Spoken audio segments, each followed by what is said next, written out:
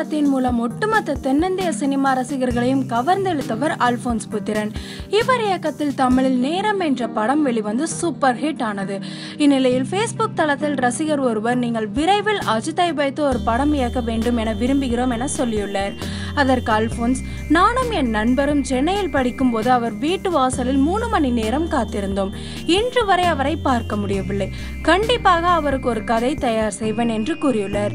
இது மட்டுமின்றி அஜித்திற்காக ஆப்பு என்ற கதையை ரெடி செய்துள்ளதாக கூறியுள்ளார்.